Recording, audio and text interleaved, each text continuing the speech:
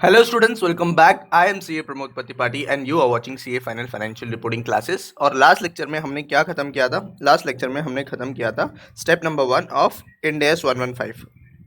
Step number 1 याद है क्या? क्या था स्टेप नंबर 1 में? Identifying the contracts with the customer, right? एक मिनट, ये ओपन करने दो मुझे. Identifying the contracts with the customers. तो यहाँ पे हमने बेसिकली क्या अंडरस्टैंड किया स्टेप नंबर 1 में कि कस्टमर के साथ कॉन्ट्रैक्ट कैसा होना चाहिए, राइट? तो वो स्टेप नंबर 1 में हमने समझ लिया था. अब स्टेप नंबर 1 में कॉन्ट्रैक्ट के साथ साथ में कुछ और चीज़ें भी पढ़े. एक कॉम्बिनेशन ऑफ द कॉन्ट्रैक्ट, यानी कंबाइन करके हम क्या कर सकते हैं, एक ही परफॉर्मेंस ऑब्लिगेशन दिखा सकते हैं. तो इन दैट केस वो कैसा होगा वो देखा था. एंड अलॉन्ग विद दैट एक और भी देखा था, कॉन्ट्रैक्ट टर्म एक पढ़ा था हमने, combination of contracts and modification of the contracts भी पढ़ा था. अब modification is one of the important topic. उसमें से तुम्हें क्या देखना है, उनमें 3 चीज़ें होते हैं नॉर्मली. एक होता है सेपरेट कॉन्ट्रैक्ट, एक होता है हम उसका अकाउंटिंग कैसा करेंगे, प्रोस्पेक्टिवली करेंगे, and other one will be cumulative catch up adjustment. अब फर्स्ट वाला चीज़ मैंने बताया था कि सेपरेट कॉन्ट्रैक्ट कब मान सकते हैं, जब स्टैंड अलोन सेलिंग प्राइस में new goods and services add हो रहे हैं, तो in that case we can consider it as a separate contract. Second चीज़ क्या था? सेकेंड चीज़ ये था कि इनके समझो मेरा जो है ना new distinct goods and services तो ऐड हो रहा ही, बट यहाँ पे प्राइस जो है वो एग्जिस्टिंग प्राइस की बेसिस में हो रहा है. तो स्टैंड अलोन सेलिंग प्राइस से नहीं हो रहा है, एग्जिस्टिंग प्राइस में डिस्काउंट हो रहा है या फिर इंक्रीज हो रहा है, तो फिर इन दैट केस हम प्रोस्पेक्टिवली एडजस्ट करेंगे. ठीक है. और लास्ट वाला है क्यूमुलेटिव कैचअप एडजस्टमेंट. अब इसमें बहुत सारे लोगों का कंफ्यूजन होता है कि क्यूमुलेटिव कैचअप एडजस्टमेंट कब आएगा. अब देखो, क्यूमुलेटिव कैचअप एडजस्टमेंट में सिंपली क्या होगा, जो एग्जिस्टिंग है, existing in the sense existing contract जो चल रहा है उसी में चेंजेस कर रहे हैं, ना ही new distinct goods and services add हो रहे हैं, ना ही स्टैंड अलोन सेलिंग प्राइस में हो रहा है. Maybe stand alone selling price में भी हो सकते हैं, लेकिन distinct goods and services add नहीं हो रहे हैं उसमें. तो उस केस में क्यूमुलेटिव कैचअप एडजस्टमेंट करते हैं. अब क्यूमुलेटिव कैचअप एडजस्टमेंट कैसा किया था हमने चेक किया था कि एवरेज बेसिस में इन दी कॉन्ट्रैक्ट हमें कितना प्राइस लगना चाहिए, बरोबर. अब कितना प्राइस लगना चाहिए वो डिटरमाइन करना पड़ेगा अपने को, एंड वो डिटरमाइन करने के बाद फिर चेक करेंगे कि कितने मंथ्स पास हो गए और कितना हमने रेवेन्यू रिकग्नाइज किया, वो हमने चेक कर लिया. देन इन दैट केस अभी जो रिवाइज प्राइस है उसके बेसिस में कितना हमें रेवेन्यू रिकग्नाइज करना था. तो दोनों का जो डिफरेंस है, अगर रेवेन्यू कम रिकग्नाइज किया होगा तो फिर इन दैट केस हम न्यू मतलब जितना शॉर्टफॉल है उतना रिकग्नाइज करेंगे. अगर रेवेन्यू जो है वो एक्सेस रिकग्नाइज हो गया, इन दैट केस हम क्या करेंगे, जो भी एक्सेस रेवेन्यू रिकग्नाइज है उसको रिवर्स कर देंगे. तो यहाँ पे एग्जांपल दिया था ना मैंने, जैसे यहाँ पे समझो पीपी लिमिटेड है और चिंटू है, फिर उसके बाद 100 लेबर आवर्स लगेंगे, फिर उसके बाद क्या है, एडिशनल 50 लेबर आवर्स लगने वाले हैं at the rate of 150, right. तो फिर यहाँ पे फर्स्ट थिंग क्या है, ओरिजिनल कॉन्ट्रैक्ट के बेसिस में 100 आवर्स इंटू 200 हो जाएगा 20,000, राइट. फिर उसके बाद एडिशनल बोल रही है 20 आवर्स लगेंगे ना, और एडिशनल कितना, एडिशनल और 20 आवर्स लगेंगे. तो 20 आवर्स कितने रेट से, 150 के रेट से लगेंगे. तो total contract price is 23,000, right. और 120 आवर्स रिक्वायर्ड है. अब यहाँ पे हम एवरेज रेट नहीं करेंगे. क्यों एवरेज रेट निकालेंगे, क्योंकि यहाँ पे दो अलग अलग टाइम में दो अलग अलग प्राइस के बेसिस में हमने इंक्लूड किया. अब यहाँ पे सर, यहाँ पे डिस्टिंक्ट गुड्स एंड सर्विसेज कोई भी नहीं ऐड हो रहा है. जो एग्जिस्टिंग सर्विसेज है, एग्जिस्टिंग जो प्रोजेक्ट है उसी के लिए थोड़ा एडिशनल टाइम लगने वाला है, बरोबर. तो इस केस में हम क्या करेंगे, क्यूमुलेटिव कैचअप एडजस्टमेंट करेंगे. तो यहाँ पे एक एवरेज रेट निकाल लो. एवरेज रेट 192 आया, राइट. तो नॉर्मली 50 आवर्स हो चुके हैं, तो 50 आवर्स इंटू 192, जो मेरा अभी रिवाइज्ड कैलकुलेशन के बेसिस में 9,600 आ रहा है. बट मैंने 50,000 इंटू 200 करके मैं पहले रेवेन्यू रिकग्नाइज किया था, जो भी 50 आवर्स के लिए रेवेन्यू था वो रिकग्नाइज किया था 10,000. अब यहाँ पे जो एक्सेस वाला पार्ट है उसको रिवाइज करना पड़ेगा. This is cumulative catch up adjustment. अब चलते हैं आगे और आगे पढ़ते हैं हम step number 2, which is very very important step. क्या है स्टेप नंबर 2? Performance obligation. अब होता क्या है परफॉर्मेंस ऑब्लिगेशन? परफॉर्मेंस होता क्या है, पहली बात, परफॉर्मेंस मतलब वो डांस परफॉर्मेंस नहीं. परफॉर्मेंस यहाँ पे क्या है समझो. Let's take an example. जैसे ऊपर जो एग्जांपल्स दिया था मैंने वैसे ही, अब जब परफॉर्मेंस की बात आता है, मैंने कॉन्ट्रैक्ट तो एस्टेब्लिश कर लिया किससे, कस्टमर से. अब जब कस्टमर से कॉन्ट्रैक्ट एस्टेब्लिश कर दिया, अब यहाँ पे मुझे चेक करना पड़ेगा कि मैं परफॉर्मेंस ऑब्लिगेशन क्या क्या है, what are my performance obligations. तो वो परफॉर्मेंस ऑब्लिगेशंस को डिटरमाइन कैसे करेंगे, यहाँ पे स्टेप नंबर 2. ठीक है. अब कैसा, यहाँ पे एग्जांपल देख लो. फॉर एग्जांपल समझो पीपी लिमिटेड है, यहाँ पे एक कस्टमर भी है। पीपी लिमिटेड ने क्या किया ना, पीपी लिमिटेड ने प्रॉमिस किया, पीपी लिमिटेड दोनों के कस्टमर के बीच में क्या था, एक वाटर फिल्टर के लिए, ठीक है, और सर्विस मेंटेनेंस, इस पर्टिकुलर वाटर मेंटेनेंस के लिए, ठीक है। अभी के लिए इतना समझ लो कि एक वाटर फिल्टर है, फिल्टर का स्पेलिंग गलत है क्या?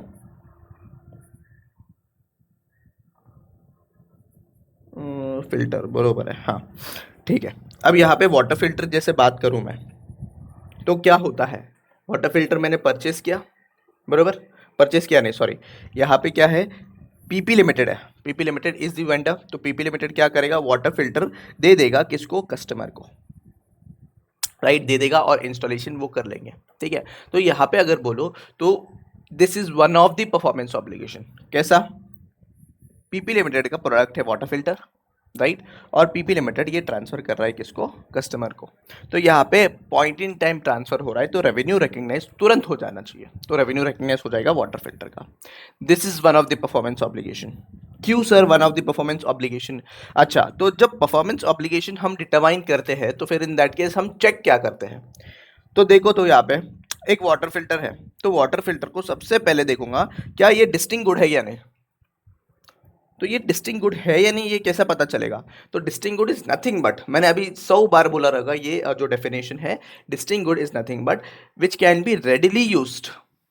एक तो रेडिली यूज कर सकता हूँ, या फिर मेरे पास जो अवेलेबल रिसोर्सेस है, रेडिली अवेलेबल रिसोर्सेज, उसके साथ में यूज कर सकता हूँ। अब वाटर फिल्टर की बात करूँ मैं, तो वाटर फिल्टर रेडिली यूज कर सकता हूँ क्या? यस, बरोबर है ना। वाटर फिल्टर को लेके आऊंगा और लगा दूंगा और पानी के साथ जो भी है वो यूज कर सकता हूँ, तुरंत यूज कर सकता हूँ। Is there any dependencies? नहीं। तो water filter is nothing but a distinct good.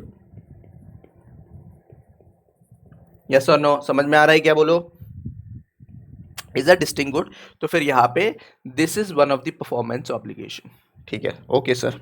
Then next thing आ गया मेरा सर्विस मेंटेनेंस। अब बताओ, सर्विस मेंटेनेंस को मैं क्या बता सकता हूँ, इसको ये कर सकता हूँ क्या, क्या बोलते हैं, what we say, is this a distinct good और सर्विसेज?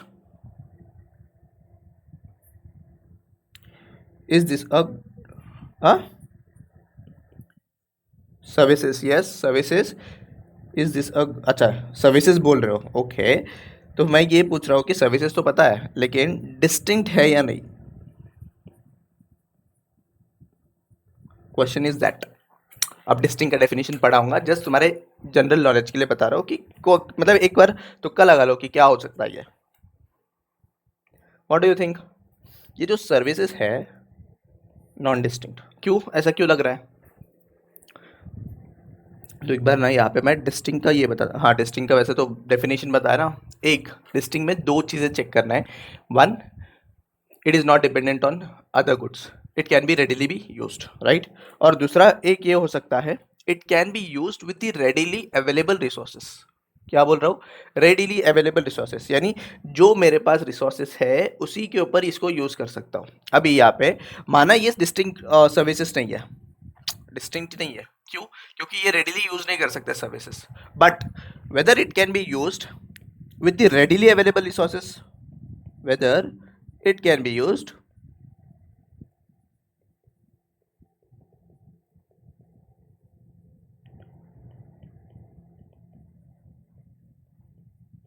ये कैसा पता चलेगा? अब मेंटेनेंस सर्विसेज, जो वाटर फिल्टर का मेंटेनेंस सर्विसेज किसके साथ यूज़ करेंगे? वाटर फिल्टर के साथ, बरोबर। तो वाटर फिल्टर क्या है? Water filter is nothing but readily available resources, बरोबर। जो वाटर फिल्टर है, वाटर फिल्टर अगर समझो, for example let's take an example. अब ये वाटर फिल्टर बहुत दिनों के लिए, ठीक है, मेरे घर पे पड़ा है वाटर फिल्टर। अब जब घर पे मेरे वाटर फिल्टर पड़ा है, राइट, मेरे पास सर्विस मेंटेनेंस कुछ नहीं है, बरोबर। अब मुझे लग रहा है कि यार इसको ना मुझे मेंटेनेंस लेना है, मतलब सर्विसिंग करना है इस वाटर फिल्टर को, तो मैं क्या ले लूँगा? Service maintenance, right. मैं क्या करूँगा? सर्विस मेंटेनेंस करूँगा उसका, मतलब मेंटेनेंस बनाऊँ, मैं सर्विसिंग करवाऊँगा ना उस पर्टिकुलर फिल्टर का, बरोबर। तो क्या हो रहा है यहाँ पे, जो रेडिली अवेलेबल वाटर फिल्टर है उस वाटर फिल्टर को क्या कर रहे हैं हम? सर्विसिंग करवा रहे हैं। So this can be used with the readily available resources, then yes, this is a distinct services. अब अब जैसे हम डिटरमाइन कर लिए कि this is a distinct good and this is distinct services, अगर डिस्टिंक्ट है then we'll say that here there is a two performance obligations, दो परफॉर्मेंस ऑब्लिगेशन। यहाँ पे कितना है? दो परफॉर्मेंस ऑब्लिगेशन। क्या ये चीज समझ में आ रहा है क्या? बताओ।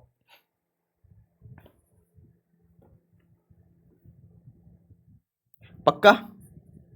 देखो एकदम सिंपल है। इसके साथ एक और एग्जांपल देता हूँ, डोंट वरी, अपने पास बहुत क्वेश्चंस है, एग्जांपल्स है।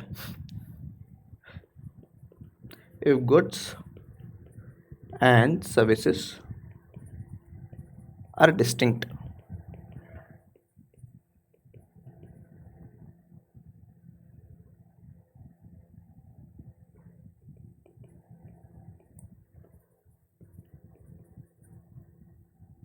each good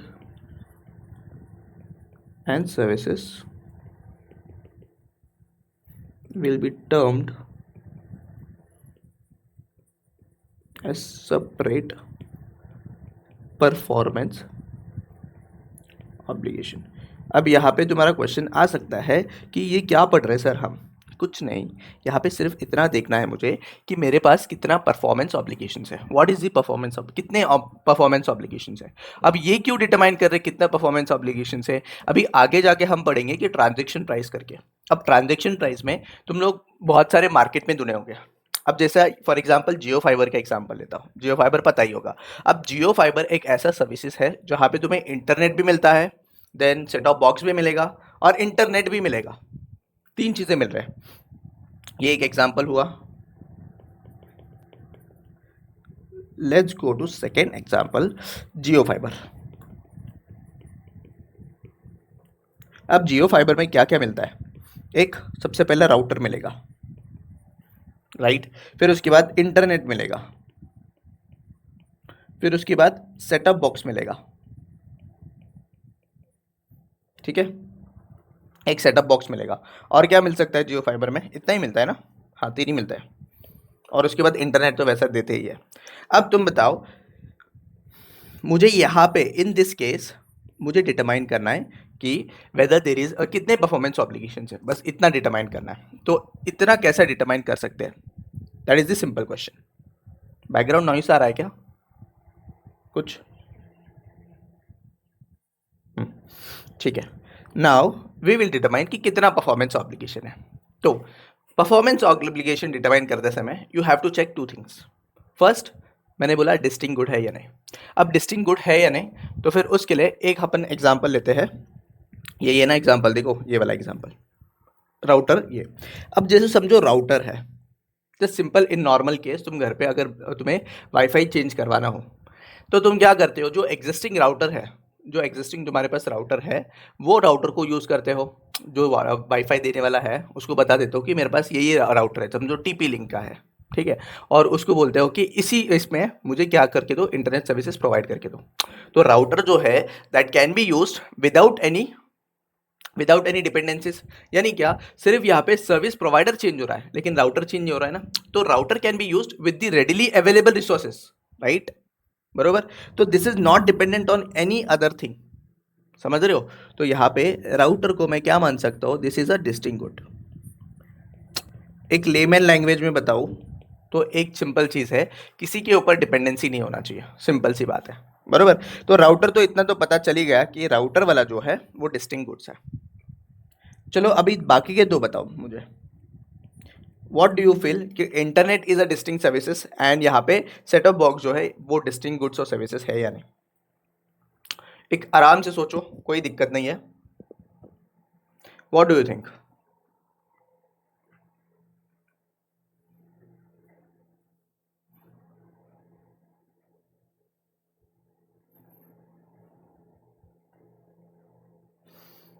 बताओ, इंटरनेट के लिए कोई डिपेंडेंसी है क्या? हाँ सर, राउटर के ऊपर डिपेंडेंसी है, ऐसा लग सकता है ना?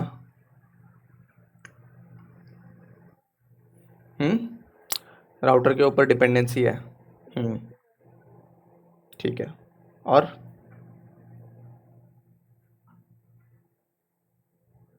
क्या एक स्पेसिफिक ऐसा नहीं, डिपेंडेंसी मतलब क्या होता है ना, डिपेंडेंसी मतलब वो स्पेसिफिक चीज़ है तो ही चलेगा, नहीं तो नहीं चलेगा।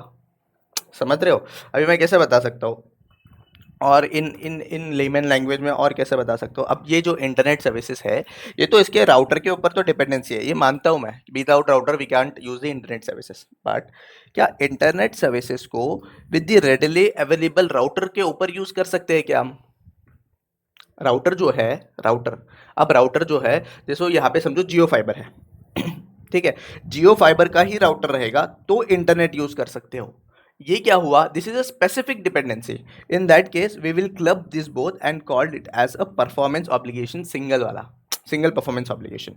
बट यहाँ पे मैं जनरल एग्जांपल ले रहा हूँ, तो फिर यहाँ पे राउटर जो भी रेडिली अवेलेबल राउटर है उसमें मैं इंटरनेट सर्विसेज प्रोवाइड कर सकता हूँ, रेडिली अवेलेबल रिसोर्सेज। तो फिर एक, this is not a distinct services but it can be used with the readily available resources, in that case ये भी हम क्या मान सकते हैं? डिस्टिंक्ट। तुम समझ रहे हो क्या?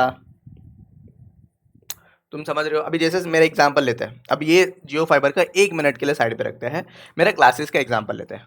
अब ये भी एक कॉन्ट्रैक्ट ही है ना, तुम पैसा दोगे फिर उसके बाद मैं लूंगा और मैं पढ़ाऊंगा, बरोबर? अब यहाँ पे कितने परफॉर्मेंस ऑब्लिगेशन है? पहली बात, मैं सर्विसेज प्रोवाइड कर रहा हूँ, एक चीज, पहली चीज। सेकेंड थिंग, मैं बुक्स प्रोवाइड करूंगा let's take an example, books provide करूंगा, दो चीजें हैं। अब बताओ, यहाँ पे मैं जो पढ़ाऊंगा और ये जो बुक्स है, क्या ये इंटरलिंक्ड है जहाँ पे डिपेंडेंसी क्रिएट होगा? मेरे बुक्स के अलावा क्या दूसरे बुक से पढ़ सकते हो क्या? देखो, पढ़ तो सकते हो, लेकिन there is a high dependency on my books. क्यों? क्योंकि मैं पढ़ाऊंगा तो मेरा बुक से ही पढ़ाऊंगा ना, बरोबर?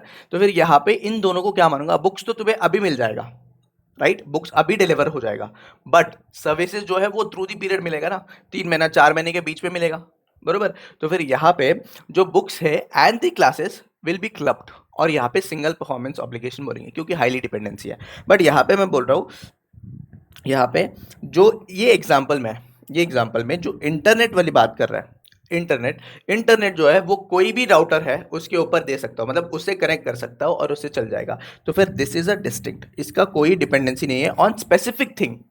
राउटर के ऊपर है वो मानता हूँ, वो दूसरे कंपनी का राउटर भी चल जाएगा ना, तो this is called as distinct services. अच्छा, सेटअप बॉक्स भी क्या मानेंगे यार? सेटअप बॉक्स को भी डिस्टिंक्ट गुड्स ही मानेंगे ना।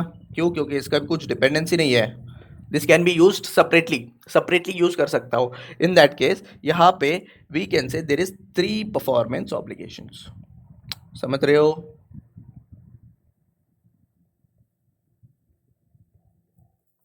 समझ गया क्या बोला मैंने? पक्का? ओके, एक और एग्जांपल दूं क्या? मतलब वैसे तो बहुत सारे एग्जांपल्स है, बट एक और एग्जांपल देता हूँ, सुनो। अब जैसे ना मेरे यहाँ पे, मतलब मैं जो कस्टमर है, मतलब मेरे कंपनी है समझो इलेक्ट्रॉनिक्स का, इलेक्ट्रॉनिक्स इन द सेंस जो टीवीज फिर उसके बाद मोबाइल्स बेचता है। अब मैंने एक कॉम्बो ऑफर निकला, क्या कॉम्बो ऑफर? ये कैलकुलेटर और ये मोबाइल साथ में मिलेगा, आईफोन और क्या कैलकुलेटर दोनों साथ में मिलेगा। अब यहाँ पे बताओ, ये दोनों जो है तुम्हें एक कॉम्बो में मिल रहा है, इधर सिंगल परफॉर्मेंस ऑब्लिगेशन है या 2 परफॉर्मेंस ऑब्लिगेशन है? बताओ। क्यों सिंगल? Y single? बोलो बोलो। अभी नेक्स्ट जो है ना, सिंगल परफॉर्मेंस ऑब्लिगेशन के रिलेटेड बता रहा हूँ, बट यहाँ पे सिंपली ये बताओ कि ये अलग अलग क्यों नहीं मान सकते और सिंगल क्यों मानेंगे? देखो, जो वेंडर है, वेंडर इन द सेंस जो वेंडर है, वो 100 चीज़ें क्लब करके दे सकता है, समझ रहे हो? 100 चीज़ें क्लब करके दे सकता है, बट हमें देखना है, we have to assess in the sense company ही असेस करेगा, कंपनी का काम क्या है? उसका गुड्स बेचना है, वो कैसा भी बेचेगा। बट यहाँ पे हमें देखना है कि यहाँ पे whether this goods, both goods are distinct goods और नॉट। क्या ये सेपरेटली यूज कर सकता हो? यस, यूज कर सकता हो। क्या ये सेपरेटली यूज कर सकता हो? यस, यूज कर सकता हो। क्या इन दोनों का एक दूसरे के ऊपर डिपेंडेंसी है? बिल्कुल भी नहीं है, राइट? बिल्कुल भी नहीं है। सिर्फ मैं क्या कर रहा हूँ, सिर्फ क्लब करके भेज रहा हूँ as a combo offer, right? तो फिर इस केस में इसको अलग परफॉर्मेंस ऑब्लिगेशन मानेंगे और इसका अलग परफॉर्मेंस ऑब्लिगेशन मानेंगे। तो you have to check the use of that product, वो यूज देखेंगे और यूज के बेसिस में हम डिटरमाइन करेंगे whether it is a separate performance obligation और नॉट। ठीक है, तो आ जाओ बताता हूँ। Step number 2, identifying performance obligation. Performance obligation is very important step. अब यहाँ से जो इंपॉर्टेंट स्टेप है, क्यों बोल रहा हूँ? क्योंकि इसके बेसिस पे हम डिटरमाइन करेंगे कि ट्रांजेक्शन प्राइस कैसा डिटरमाइन होगा। तो स्टेप नंबर 1 से क्वेश्चन आने का बहुत ही लेस चांसेस है, स्टेप नंबर 2 से आ सकता है। क्योंकि उसमें बता सकते कि आइडेंटिफाई द परफॉर्मेंस ऑब्लिगेशंस कितने हैं, ठीक है, वो बता सकते हैं। Performance obligation is a promise in a contract to transfer the customer either क्या गुड्स और सर्विसेज दैट इज डिस्टिंक्ट। अब यहाँ पे डिस्टिंक्ट का मतलब क्या है, आ जाओ दिखाता हूँ नीचे। तो डिस्टिंक्ट गुड्स और services, what do you mean by that? Customer can benefit either alone, मतलब या तो वो जो प्रोडक्ट है उससे खुद मतलब डायरेक्टली बेनिफिट ले सकता है, और with other readily available resources. जैसे यहाँ पे मैंने क्लब किया था, यहाँ पे जस्ट अ मिनट, यहाँ पे मैंने क्लब किया था, ठीक है, यहाँ पे मैंने क्लब किया था। जैसे अब ये दोनों क्लब किया, मैं ये आईफोन को यूज कर सकता हूँ ना alone, right, without any dependencies. ये कैलकुलेटर को भी यूज कर सकता हूँ विदाउट एनी डिपेंडेंसीज, राइट। ये अलोन यूज कर सकता हूँ क्या? Yes sir, right. With readily available resources की बात किया तो फिर मैं सर्विसिंग की बात कर सकता हूँ, मेंटेनेंस। जो वाटर फिल्टर का मेंटेनेंस वाला पार्ट है ना, तो वाटर फिल्टर जो है वो ऑलरेडी रेडी है, right, but service maintenance will be used on readily available resources. Services is not a specific good और सर्विसेज, स्पेसिफिक गुड्स या स्पेसिफिक सर्विसेज बोल सकता हूँ मैं, बट वो जो सर्विसेज है उसको रेडिली अवेलेबल रिसोर्सेज के ऊपर यूज कर सकता हूँ क्या? जैसे वाटर फिल्टर के उस पर, यस। तो फिर in that case that will be termed as distinct goods और सर्विसेज। देखो रेडिली अवेलेबल रिसोर्सेज क्या है? सोल्ड सेपरेटली और customer has already obtained it, already obtained it. समझ रहा है क्या? चलो ये वाला पार्ट के ऊपर मैं आता हूँ बाद में। तो डिस्टिंक्ट गुड्स एंड सर्विसेज मतलब समझा, या उससे खुद से बेनिफिट, मतलब वो जो पर्टिकुलर गुड है या फिर जो भी है उसके बेसिस में हमें डिटरमाइन करेगा weather it is a performance obligation, separate है या फिर सिंगल है। सेपरेट कैसे मानेंगे? वो सेपरेट इन द सेंस उससे अगर मैं वो पर्टिकुलर गुड से सिंगल बेनिफिट ले सकता हूँ without any dependencies, in that case वो क्या हुआ? सेपरेट परफॉर्मेंस ऑब्लिगेशन, ठीक है। एंड अगर इनकेस रेडिली अवेलेबल रिसोर्सेज के साथ यूज करो तो फिर उसको भी क्या मानेंगे? Separate performance obligation. अच्छा, सेकेंड वाला पार्ट जो है, series of distinct goods or services that are substantially the same and have the same pattern of transfer to the customer। अब यहाँ पे सेकेंड वाले पार्ट में क्या बोल रहे हैं कि समझो इलेक्ट्रिसिटी का एग्जांपल देता हूँ। इलेक्ट्रिसिटी के एग्जांपल में क्या होता है, हम क्या है हर मंथ एवरी मंथ जो है ना इलेक्ट्रिसिटी को यूज़ करते हैं, बरोबर, और जो है ना एमएससीबी जो है ना इलेक्ट्रिसिटी प्रोवाइड करता है, राइट। तो फिर ये सीरीज ऑफ एक गुड है, but every month is a distinct month, यानी क्या हर मंथ में मैं अलग अलग चीज़ों के लिए यूज़ कर सकता हूँ इलेक्ट्रिसिटी, राइट। तो हर मतलब एक महीने में क्या पता 100 यूनिट्स यूज़ कर लिया, सेकेंड मंथ में 300 यूनिट्स यूज़ कर लिया, राइट। तो फिर यहाँ पे एक सीरीज ऑफ सेम गुड है, राइट, और अलग अलग मंथ के लिए यूज़ कर रहे हैं, तो फिर उसको भी हम क्या मानेंगे? अ डिस्टिंक्ट परफॉर्मेंस ऑब्लिगेशन, और उसके बेसिस में डिटरमाइन करेंगे व्हाट इज द परफॉर्मेंस मतलब कितने परफॉर्मेंस ऑब्लिगेशन है। Is that clear? तो एक सिंपल सा जनरल मीनिंग है, जब परफॉर्मेंस ऑब्लिगेशन डिटरमाइन करने की बात आती है तो फिर उस केस में हमें क्या देखना है? वेदर इट इज डिस्टिंक्ट और not. This is very important. समझ रहे हो क्या? Hope you are getting it. पक्का? और एग्जांपल्स ले ले।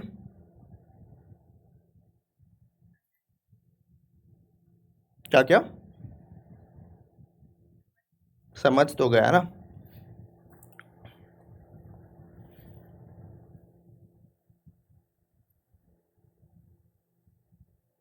ठीक है, अब जो है ना मैं एक और एग्जांपल लेता हूं जिसमें मैं सिंगल परफॉर्मेंस ऑब्लिगेशन की बात करता हूं। एग्जाम्पल नंबर क्या है? ये 3, राइट। सिंगल परफॉर्मेंस ऑब्लिगेशन कैसा हो सकता है हम देख लेते हैं। समझो, let's take an example, construction of a building, ठीक है। अब कंस्ट्रक्शन ऑफ बिल्डिंग में अगर देखोगे तो there is a multiple activities, right. Multiple activities in the sense, एक सबसे पहले क्या हो सकता है? Purchase of material, right. फिर उसके बाद क्या हो सकता है? फाउंडेशन डालना होगा कंस्ट्रक्शन में, बरोबर। उसका डिज़ाइन डिटरमाइन करना होगा, प्लम्बिंग करना होगा, टाइल्स डालना होगा, राइट। तो अगर तुम देखोगे तो सबका अलग अलग यूज़ है, अलग अलग यूज़ इन द सेंस, अगर मटेरियल परचेस करूंगा तो वो मटेरियल मैं कहीं पे भी यूज़ कर सकता हूँ, कहीं पे भी, मतलब कोई भी कंस्ट्रक्शन में यूज़ कर सकता हूँ। जो फाउंडेशन डालना है वो तो ठीक है, फाउंडेशन तो डालना होगा, बट यहाँ पे टाइल्स और प्लम्बिंग हुआ, टाइल्स जो है वो सेपरेटली कहीं भी सिंगल परफॉर्मेंस ऑब्लिगेशन मान के उसको क्या कर सकते हैं, अगर समझो कोई रेडी अवेलेबल घर है और उसमें क्या है उसको टाइल्स चेंज करना है, तो वो सिर्फ टाइल्स चेंज कर सकता हो ना, मत मुझे घर थोड़ी पूरा तोड़ना पड़ेगा, सिर्फ टाइल्स चेंज कर सकता हो, तो this can be termed as a single perform मतलब separate performance obligation. Plumbing, plumbing in the sense जो नल वगैरह है, राइट, वो नल वगैरह को मैं सिंपली अगर क्या बोलूँ कि अगर नल वगैरह खराब होगा तो उसको सेपरेटली बना सकता हूँ, तो this all are separate performance obligation, right. Normally हम क्या बोल सकते हैं, डिस्टिंक्ट गुड्स और सर्विसेज बोल सकते हैं। ओके सर, बट यहाँ पे कंस्ट्रक्शन ऑफ अ बिल्डिंग बोला है। अब construction of a building in the sense, मैं समझो मैं कॉन्ट्रैक्टर हूँ, मैं तुम्हारे पास आ गया और बोल रहा हूँ, मैं मतलब तुम्हारे पास आ गया और बोल रहा हूँ कि तुम्हारा घर कंस्ट्रक्शन करूंगा। अब जब घर कंस्ट्रक्शन करूंगा बोलूंगा तो फिर यहाँ पे this is a broad word, construction of a building is a broad word जिसमें इंक्लूड्स ऑल, आर्किटेक्चर भी इंक्लूड होता है यहाँ पे, पेंटिंग भी होता है, राइट। फिर उसके बाद यहाँ पे जैसे प्लम्बिंग हुआ, टाइल्स हुआ, डिजाइन डिटरमाइन हुआ, सब कुछ आ गया उसमें, राइट। तो ये हम क्या कर रहे हैं, we are integrating all the goods, बरोबर, ये integrating all the goods and there is a specific dependencies on each other, मतलब विदाउट एक एक भी अगर कंप्लीट नहीं करता हो तो फिर मेरा कंस्ट्रक्शन कंप्लीट नहीं होगा, बरोबर, बरोबर। तो फिर इन सबको क्या मैं क्या बोल सकता हूँ, this all are single performance obligation.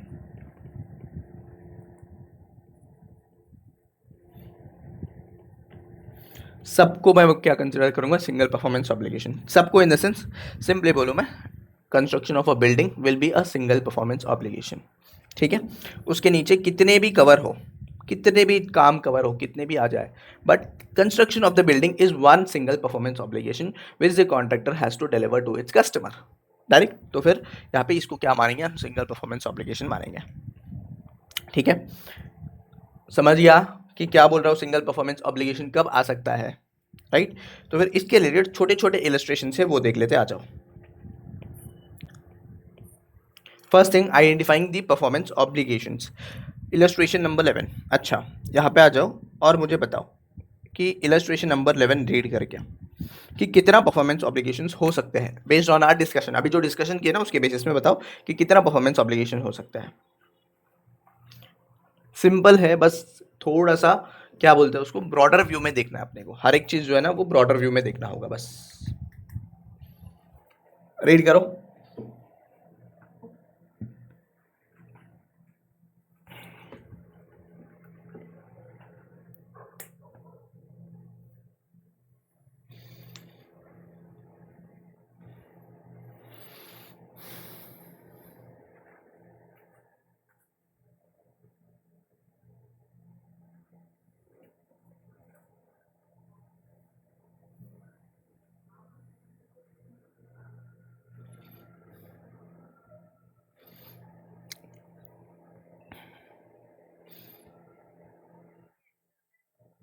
Listing very good.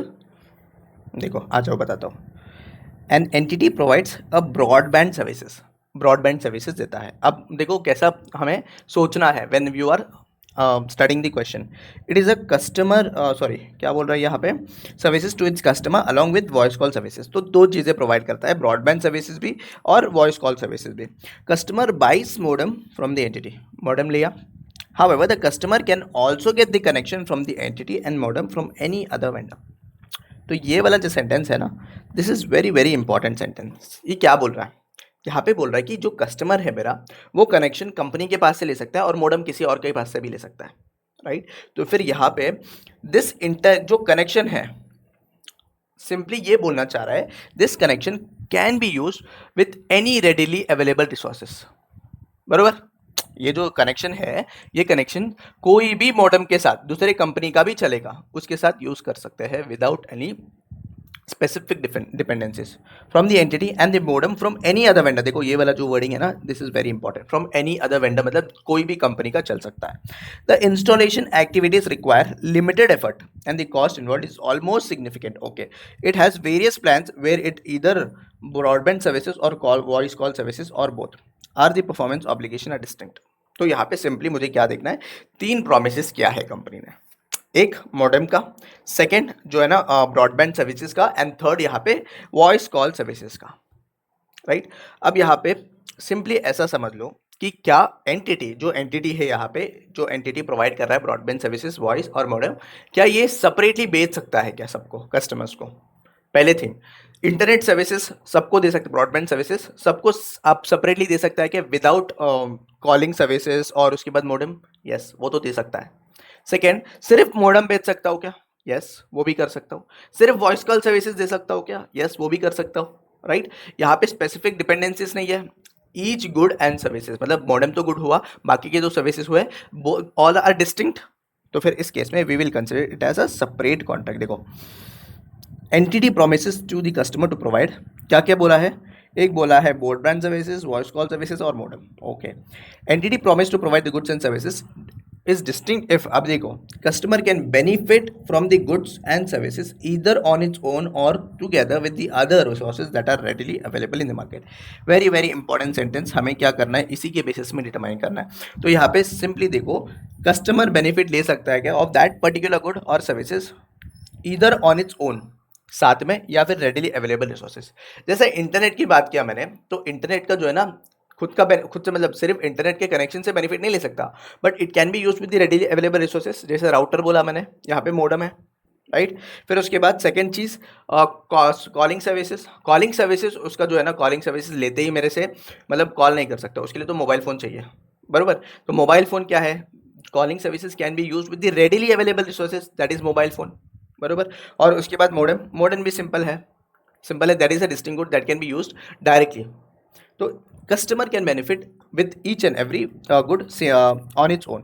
Entities promise to transfer the goods and services to customers separately identified from others promised in the contract. For a broadband services and coil, broadband and voice services are separately identifiable from other promises, as the company has various plans to provide to two services separately. The two services are not dependent or interrelated. Also, the customer can benefit on its own.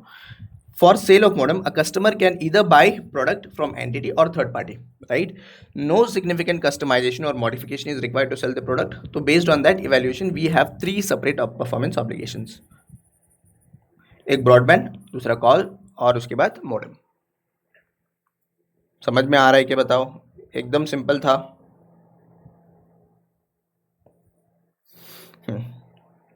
चलो, अब इससे ना एक और चीज़ भी बताता हूँ मैं, साथ में एक और चीज़ कवर करता हूँ। अब यहाँ पे जो कंस्ट्रक्शन की बात किया ना मैंने, कंस्ट्रक्शन, ये जो कंस्ट्रक्शन है, this is a significant integration. एक स्पेसिफिक पॉइंट दिया है, this is a significant integration. अगर अगर अगर कोई भी सर्विसेज या सेपरेट परफॉर्मेंस ऑब्लिग या separate distinct goods and services को हम सिग्निफिकेंटली इंटीग्रेट करते हैं, ठीक है, significantly integrate in the sense सबको साथ में मिला के करते हैं, in that case that is a single performance obligation. हाँ, that is a single performance obligation. ये तो कंस्ट्रक्शन ऑफ बिल्डिंग हुआ। समझो यहाँ पे एक मॉड्यूल ने एग्जांपल दिया है, construction of a water plant, या फिर एक कोई तो प्लांट हमें बनाना है।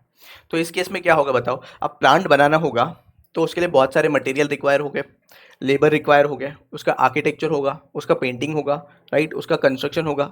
ये 5 चीज़ें अलग अलग समझ लो, बट हम सिग्निफिकेंटली इंटीग्रेट कर रहे हैं into one for building that particular, constructing that particular plant, right. तो फिर इसको हम सिंगल परफॉर्मेंस ऑब्लिगेशन बोलते हैं। तो उसके लिए एक स्पेसिफिक पॉइंट दिया, देखो, डिस्टिंक्ट गुड्स एंड सर्विसेज के अंडर ही एक बोला के separately identifiable from other promises in the contract. तो यहाँ पे significant services are not provided. अगर significant performance is provided, in case it is provided, in that case it is a single performance obligation. If not, then it is a separate performance obligation. क्या बोल रहा हूँ, significant integration किया है, then in that case this will be considered as single performance obligation. अगर नहीं किया है, then in that case that is a separate performance obligation, right.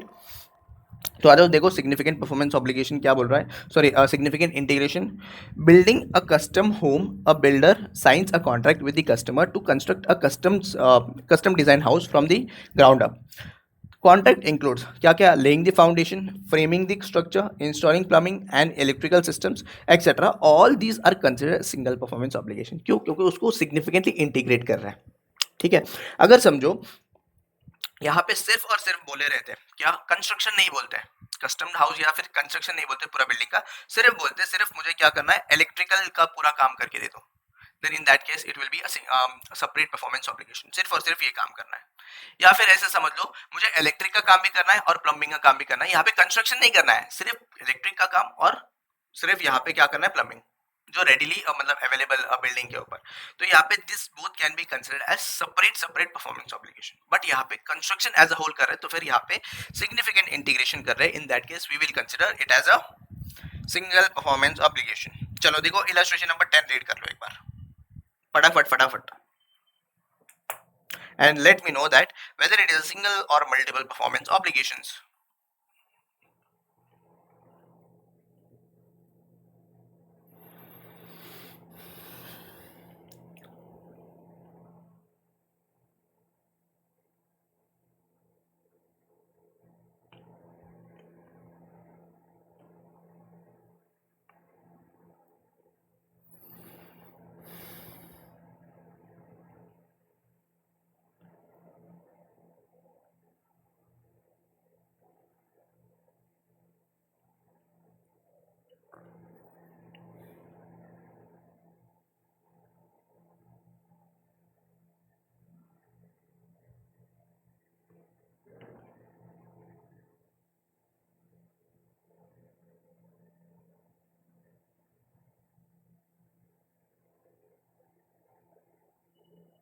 Done?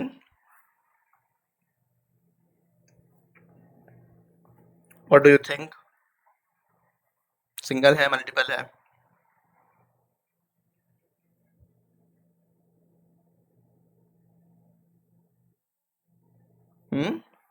Doubtful क्यों बोल रहे हो? डायरेक्टली बोलो ना सिंगल करके। पक्का? क्यों सिंगल है? क्योंकि यहाँ पे कंस्ट्रक्शन सर्विसेज किसके लिए लिया है, to customer build a water purification plant. तो डायरेक्टली वाटर प्यूरिफिकेशन प्लांट की बात करें तो फिर इसमें बहुत सारी चीजें इंक्लूडेड है। एक प्रिपरेशन साइट, डिजाइन, इंजीनियरिंग, फिर फिजिकल कंस्ट्रक्शन, प्रोक्योरमेंट, फिर इक्विपमेंट मेजरिंग, फिर टेस्ट फ्लो वगैरह सब कुछ करना है यहाँ पे, राइट। तो मेरा सिंपल ऐसा बात है कि मुझे क्या है, वाटर कंस्ट्रक्शन मतलब वाटर प्यूरिफिकेशन प्लांट कंस्ट्रक्ट करना है। इसमें कितने सारे भी काम होने दो, राइट, वो फर्क नहीं पड़ेगा। This is a single performance obligation. क्यों? क्योंकि this is a construction of the water purification plant. Hope so ये रीड करने की जरूरत नहीं है, ठीक है। चलो एक न्यू सेशन क्रिएट करते हैं, उसमें मिलते हैं।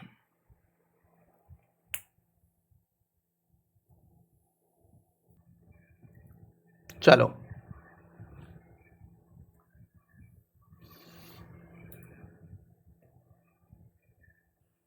हाँ राइट, चलो अब क्या है यहाँ पे नेक्स्ट थिंग। मैं एग्जाम्पल नंबर 4 में था ना, क्या है, पीपी सॉफ्टवेयर लिमिटेड, और यहाँ पे है Chintu. PP software limited services provide करता है फॉर द सॉफ्टवेयर्स। चिंटू को क्या चाहिए था, एक सॉफ्टवेयर चाहिए था फॉर अकाउंटिंग, राइट। तो अब क्या है, अकाउंटिंग के लिए जब सॉफ्टवेयर चाहिए होगा तो यहाँ पे बहुत सारे सॉफ्टवेयर अवेलेबल है। टैली भी है, फिर उसके बाद क्या है अपने पास, ओरेकल है, फिर उसके बाद क्या है, सैप है, और बहुत सारे सॉफ्टवेयर अवेलेबल लोकली, ठीक है। तो चिंटू पीपी लिमिटेड बोलता है वो सॉफ्टवेयर यूज़ कर सकता है ना, बट चिंटू को क्या चाहिए था, चिंटू को स्पेसिफिक सॉफ्टवेयर चाहिए था विद द कस्टमाइजेशन। अब कस्टमाइजेशन इन द सेंस वो सॉफ्टवेयर में चिंटू का नाम और बिजनेस भी आना चाहिए था। तो Chintu what, specific customisation services of software,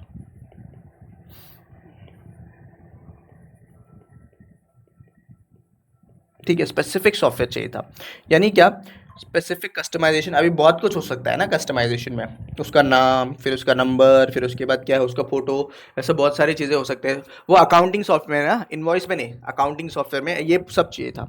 तो पीपी लिमिटेड ने बोला ठीक है, अब तुम बताओ यहाँ पे क्या प्रोवाइड कर रहा है। एक, सबसे पहले सॉफ्टवेयर,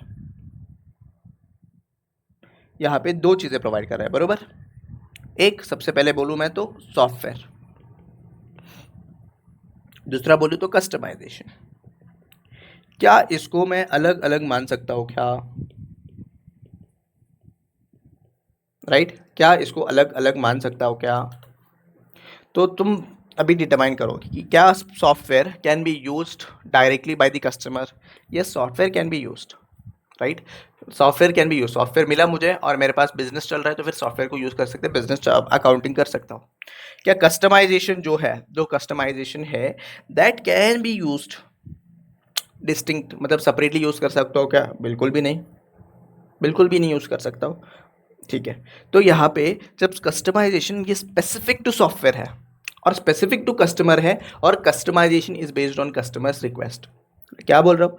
ये customisation is specific to software, specific to customers environment. In that case Ind AS 115 specifically बोलता है कि यहाँ पे इन दोनों को क्या मानेंगे? सिंगल परफॉर्मेंस ऑब्लिगेशन मानेंगे। क्या मानेंगे? Single performance obligation. तो इफ एनीथिंग, एनीथिंग यहाँ पे सॉफ्टवेयर का एग्जांपल लिया मैंने, कोई भी चीज which is customised based on the customers का एनवायरमेंट या कस्टमर का रिक्वेस्ट, तो in that case that will be considered as a single performance obligation. उसको सेपरेट नहीं मानेंगे। क्यों सेपरेट नहीं मानेंगे सर? सिंपल है, ये जो कस्टमाइजेशन है ये क्या दूसरे कस्टमर को दे सकता हूँ क्या मैं सेपरेटली? नहीं। ये कस्टमर बोल रहा है, कस्टमर के हिसाब से चाहिए, उसके लिए उसी कस्टमर को दूंगा ना, बरोबर? तो ये सिंगल परफॉर्मेंस ऑब्लिगेशन मान सकते हैं। सेपरेट कब मानेंगे? तो मैं ये जो कस्टमाइजेशन है ये सिर्फ ये कस्टमर को नहीं, ये 10 और कस्टमर्स को दे सकता हूँ, तब जाके सेपरेट मान सकते हैं। बट यहाँ पे ये स्पेसिफिक कस्टमर के बेसिस में कर रहे हैं, तो फिर कस्टमाइजेशन सर्विसेज और सॉफ्टवेयर ये दोनों will be consider as a single performance obligation. Is that clear? Yes और नो बोलो।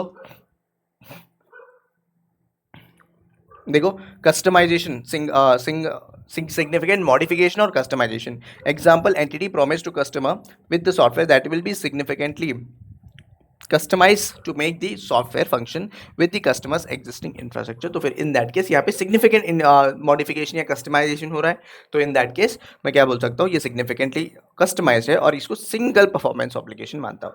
जब सिंगल परफॉर्मेंस ऑब्लिगेशन मानूंगा, in that case what we will consider यहाँ पे, this is not a distinct goods or services to consider it as a separate distinct performance obligation। ये क्या मानेंगे? Single performance obligation. Clear है क्या? बताओ।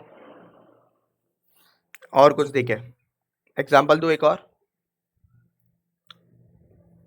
Example.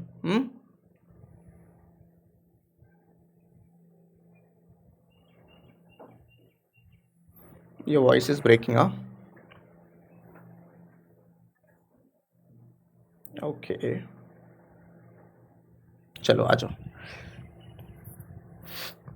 एक और एग्जांपल दूँ तो मैं, समझो मैं क्लासेस लेता हूँ, राइट? क्लासेस पढ़ा रहा हूँ तुम्हें।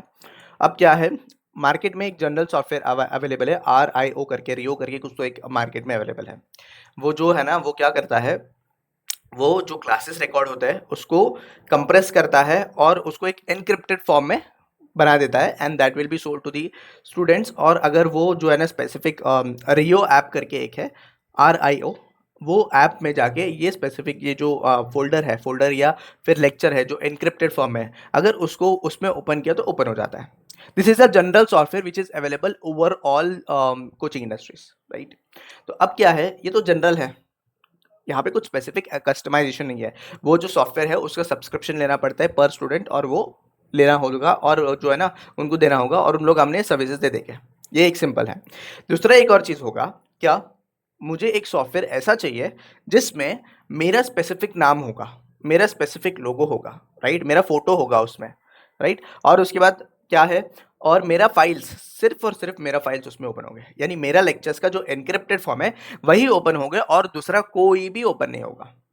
तो अब बताओ, ये जो सॉफ्टवेयर बनाया है मैंने, ये जो सॉफ्टवेयर बनाया है, this is specifically customised as per my environment, right? मेरे हिसाब से उसको कस्टमाइज किया है। तो बताओ, ये सिग्निफिकेंट कस्टमाइजेशन जो है और यहाँ पे जो सॉफ्टवेयर है, इनको सेपरेट मान सकते हैं क्या? बिल्कुल भी नहीं। This will be considered as a single performance obligation. समझ में आ रहा है? देखो, एक एक एग्जाम्पल में बहुत सारे एग्जाम्पल्स हो सकते हैं इसका, पूरे एग्जाम्पल्स तो अपन क्लास में नहीं डिस्कस कर सकते ना। क्लियर है? बताओ, सिग्निफिकेंट कस्टमाइजेशन का। हाँ, देखो, the promised goods services are same as in above illustration. अच्छा, उसके लिए पहला ये करना पड़ेगा मुझे।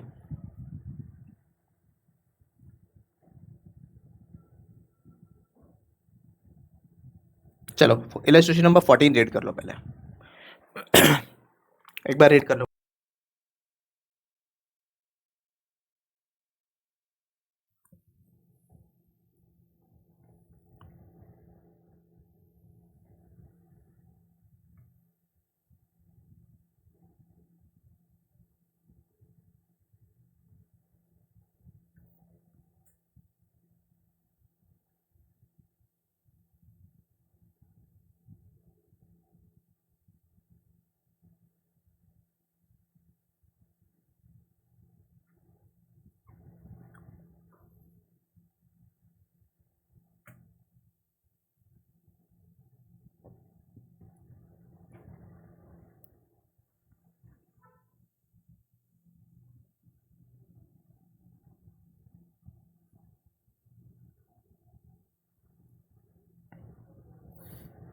डन।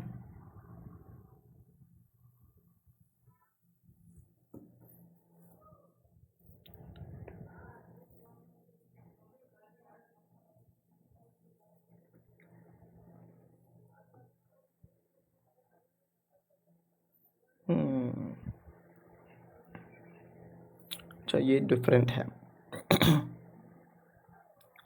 चलो ठीक है, 14th वाला जो है ना एक बार होल्ड पे रखाओ और 15th वाला रीड कर लो। 15th वाला रीड कर लो।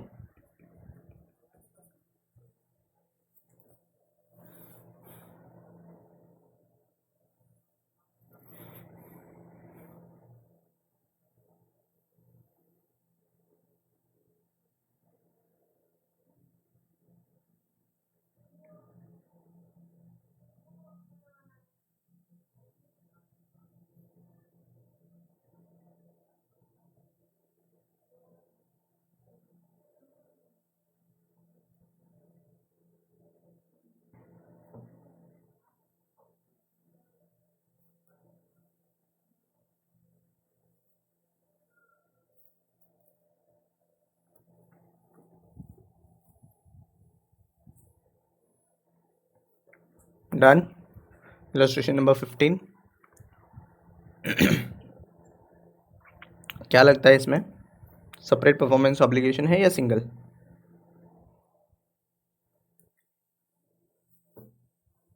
पता नहीं यार, तुम्हारा वॉइस ब्रेक हो रहा है। अब मेरी तरफ से इशू है या फिर तुम्हारे तरफ से इशू है, आई डोंट नो। मेरा कुछ लैग हो रहा है क्या, मेरा जो बोलना फिर उसके बाद ये राइटिंग या नॉट?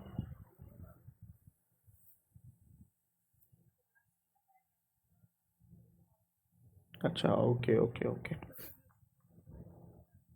ओके, ठीक है। चलो इलस्ट्रेशन नंबर 15 क्या बोल रहे थे, सिंगल या सेपरेट? सिंगल, क्यों?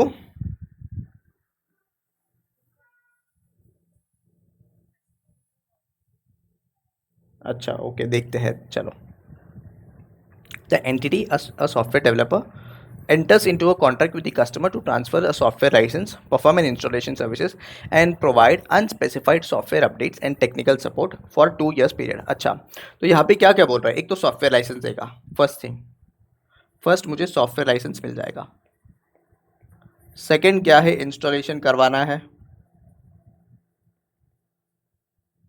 थर्ड क्या है, टेक्निकल सपोर्ट भी देंगे, right, which is a software updates. Okay, for 2 years period. The entity sells the license, installation services and technical support separately। अच्छा, तो यहाँ पे देखो ये तो बहुत ही बड़ा वर्ड है। क्या है? The entity sells the license, installation services and technical support separately. यानी क्या, एंटिटी जो है वो सेपरेटली बेच सकता है ईच एंड एवरीथिंग, ये इस एक क्लब्ड वे में नहीं बेच सकता है। यानी क्या, ईच गुड्स मतलब ईच लाइसेंस जो है, लाइसेंस है, इंस्टॉलेशन है, टेक्निकल सपोर्ट है, has their own benefits that can be used with own, मतलब सिंगल से यूज़ कर सकते हैं, दैट पर्टिकुलर गुड से यूज़ कर सकते हैं, मतलब उसका खुद का बेनिफिट है, या फिर it can be used with readily available resources. अच्छा, the installation services include changing the web screen for the each type of user, for example marketing, inventory management and information technology. अच्छा, तो यहाँ पे क्या होगा, यहाँ पे this is also a very good मतलब लाइन, मतलब स्टूडेंट यहाँ पे कंफ्यूज हो जाता है। क्या बोल रहा है, the installation services includes changing the web screen for each type of user. Okay, for example marketing, inventory management and information technology. अच्छा, मैंने क्या बताया, तो सिंपली यहाँ पे बोला कि अगर इनकेस मॉडिफिकेशन होगा as per the customers request या कस्टमर के एनवायरमेंट में, in that case what we will say, there is a significant modification. ठीक है, the installation services is routinely performed, installation services routinely होता है बाय अदर एंटिटीज, ये देखो, other entities and does not significantly modify the software. अब क्या बोल रहे हैं, जो इंस्टॉलेशन है, ये इंस्टॉलेशन जो है ना कोई दूसरा एंटिटी भी कर सकता है, एंड इसमें सॉफ्टवेयर में इनबिल्ट है। क्या इनबिल्ट है इसमें, अलग अलग मॉड्यूल्स हैं, एक marketing, inventory management, information technology, वो अलग अलग मॉड्यूल है। बस इंस्टॉलेशन में हम क्या करते हैं, बेस्ड ऑन द कस्टमर का जो बिजनेस मॉडल है उसके बेसिस में हम ये सेटअप करते हैं। तो पहले चीज़ यहाँ पे तुम्हारे दिमाग में ये आना चाहिए कि या कस्टमर के रिक्वेस्ट के बेसिस में कुछ कर रहे हैं क्या। देखो कस्टमर के रिक्वेस्ट के बेसिस में हम कुछ चेंज नहीं कर रहे हैं। यहाँ पे सॉफ्टवेयर में ही मॉड्यूल्स है अलग अलग। जैसे सैप अगर तुम कभी यूज़ किए हो तो फिर सैप में अलग अलग मॉड्यूल्स है। एक फाइनेंस होता है, सेल्स होता है, फिर पीपल मैनेजमेंट होता है, मैनेजमेंट ह्यूमन रिसोर्सेज को होता है, बहुत सारे होता है। अब सैप का जो ये है जो इंटरफेस है वो चेंज होगा based on the department, right. ये कस्टमर का बेसिस में, कस्टमर का रिक्वेस्ट के बेसिस में कुछ कस्टमाइजेशन नहीं किया, या ध्यान रखो।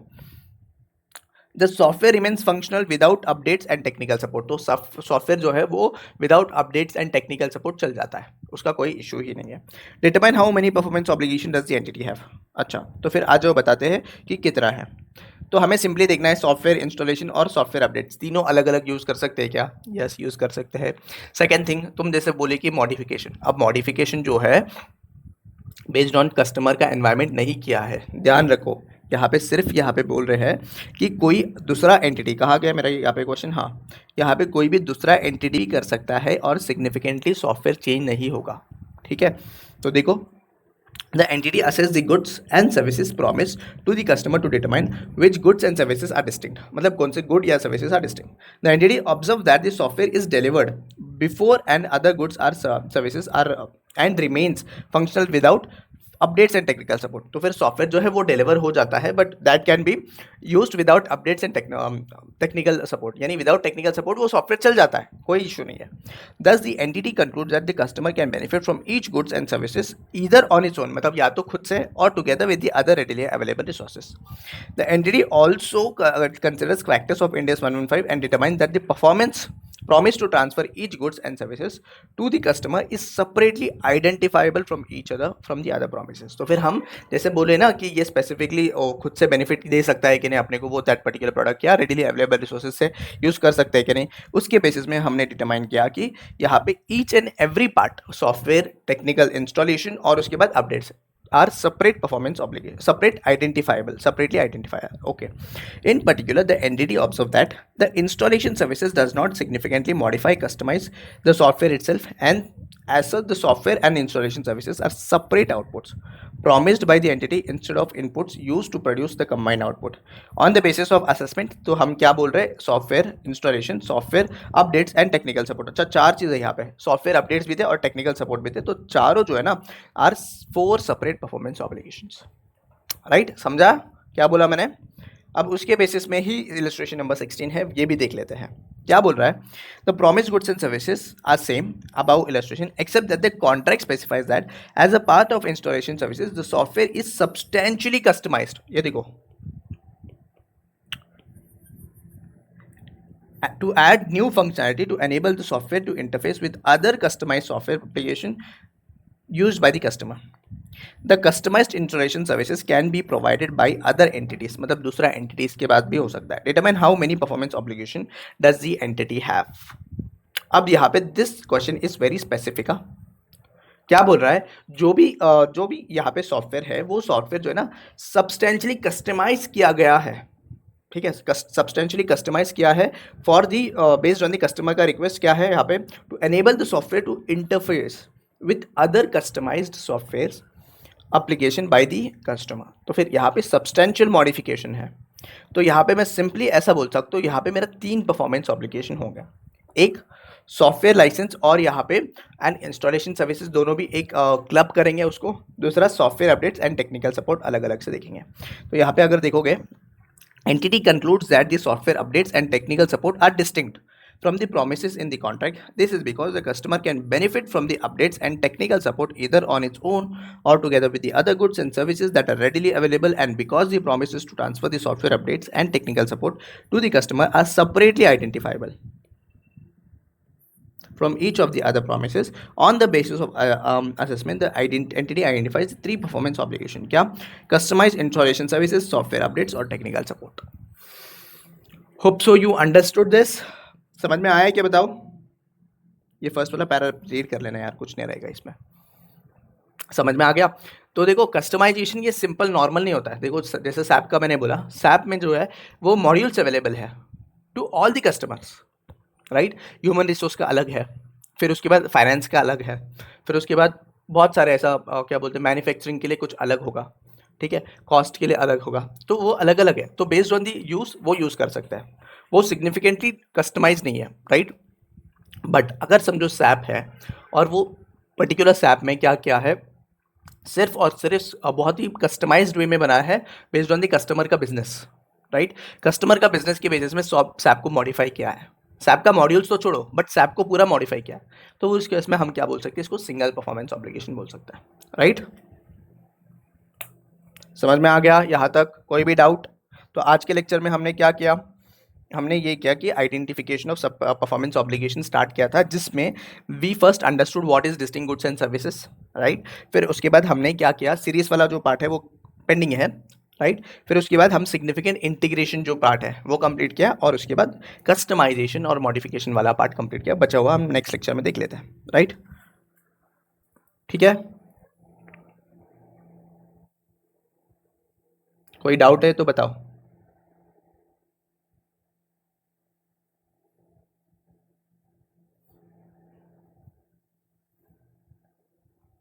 नो डाउट्स, पक्का? ठीक है, एक बार रिवाइज कर लेना, क्योंकि हम पहले स्टेप वाला जो देखे थे फिर सेकंड स्टेप, तो एक बार दोनों स्टेप एक बार रिवाइज देख लेना, ठीक है। सेकंड स्टेप नेक्स्ट लेक्चर में हो जाएगा। ओके, चलो बाय बाय।